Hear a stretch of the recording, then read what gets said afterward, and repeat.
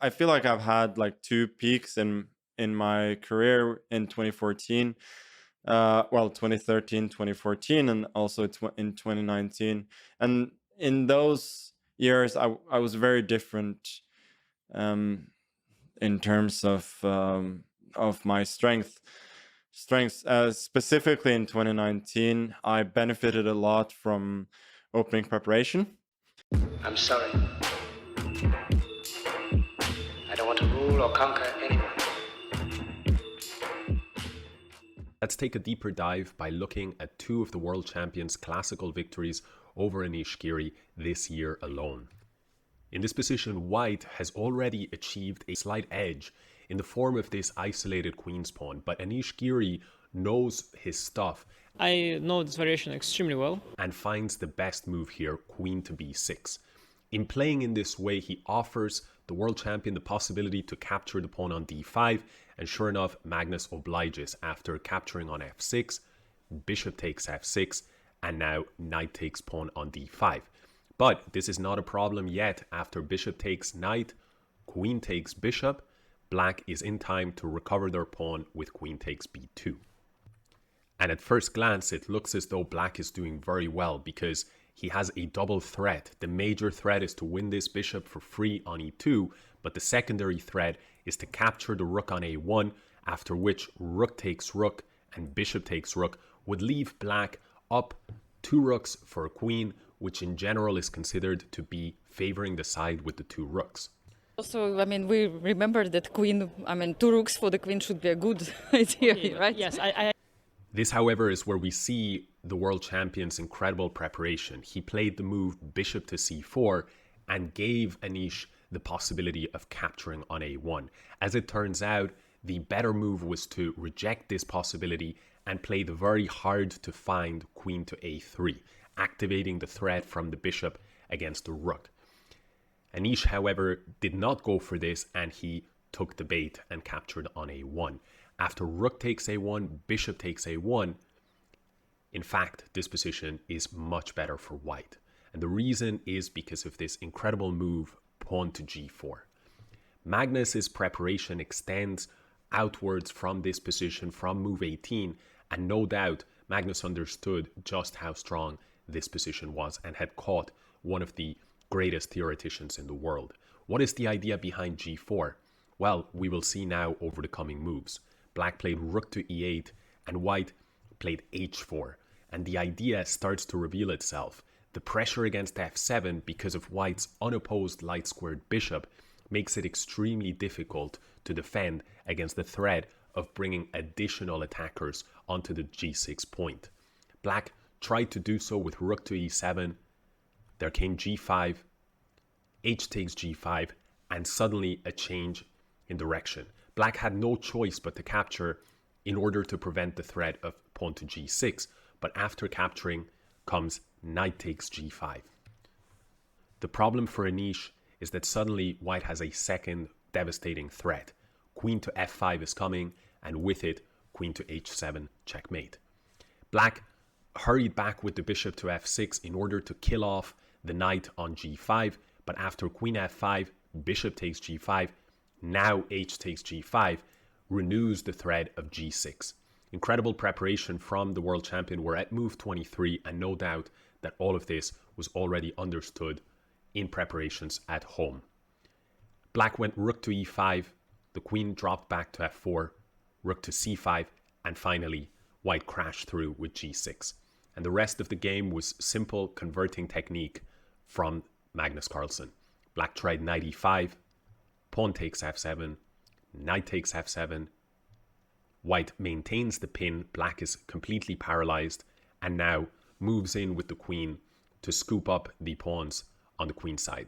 The first pawn falls, white saves the bishop, and after g4, the second pawn falls.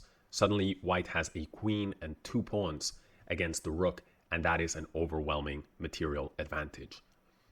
The game continued for a few more moves, but after queen c7, king f6, and a4, Anish Giri resigned as he understood that in the long term, this pawn was simply unstoppable. An incredible victory effectively straight out of the opening from the world champion against one of the best theoreticians in the world. But in 2022, this was not his only victory, as we had said. He obtained another victory also effectively straight out of the opening. So let's check that out now.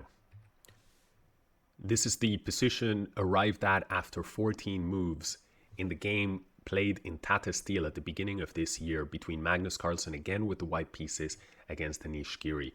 And this is the Catalan opening, an opening that Anish Giri is famously incredibly well prepared against. However, Magnus Carlsen stated before that he did a lot of work on this opening for the purposes of his World Championship match against Jan Nepomniachtchi. And we can see this preparation here.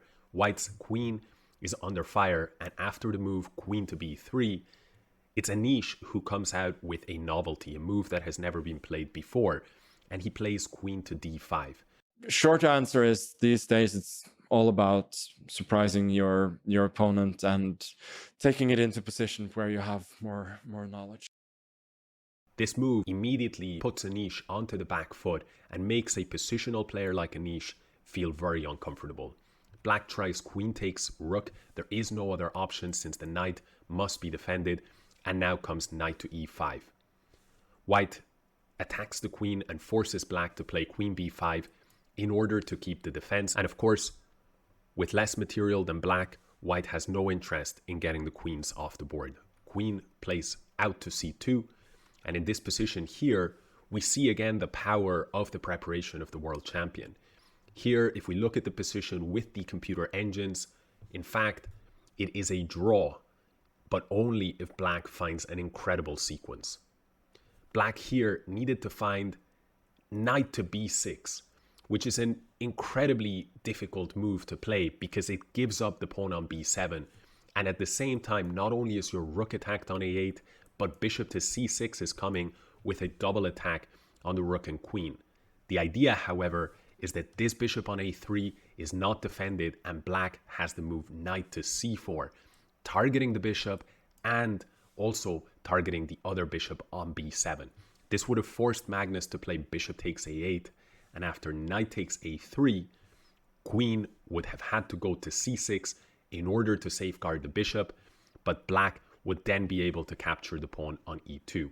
And this position, according to the computers, is completely equal. No doubt Magnus knew about this variation, but the world champion's belief is that the most important thing about preparing in the opening is to force your opponent into finding difficult solutions to the opening problems. If they find them, the position will be equal, but of course that is a big if, and Anish here failed to do so.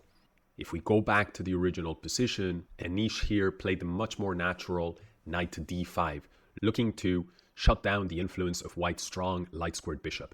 However, this allowed white to continue the attack, rook to b1, there followed queen a5, bishop takes d5, and black captured with the pawn. As if they captured with the queen, they would lose the knight on b7. And suddenly, after rook takes b7, the position is lost for black. Black is simply tied down horribly here on the queen side, and after c5, white suddenly had even more pressure against the king side, and beautifully Magnus was able to switch his play from queenside pressure to a blitzfire attack on the king side. Queen f5 led to rook f8, and now came knight takes f7. Black tried to hurry back with the queen, using the fact that if knight takes queen, the rook will capture white's queen, but Magnus instead continued by simply capturing on c5. Black did find a way to get the queens off the board, but by the time he did so, it was already too late, because if you do a material count here, white now has 2 pawns for the exchange, which means that white is no longer material down. When you couple in black's weak king safety and terrible pawn structure, well, it means that the position is hopeless for black. Anish tried to play on, but the pawn reaches the 7th rank, and after knight c3, bishop to b2, d4, white now brings the knight back into the center of the board in order to win more material. The rook on c8 is lost. White is patient as black has no possibilities of counterplay, and after a few more moves, the dust finally settles in this position where white is 2 pawns to the good, and that was enough for Anish Giri, and he resigned. One interesting detail about Magnus's approach in both games is that Anish did actually have the possibility to equalize out of the opening with best play. The problem was it was incredibly difficult for Anish to find the right moves over the board. I'll leave you with a segment from Magnus Carlsen's recent podcast with Lex Friedman, where he discusses this aspect of his approach to opening play in more detail. So is there some sense in which it's okay to make suboptimal, quote unquote, moves? No, but you have to. I mean, you have to, because the best moves have been analyzed to death mostly.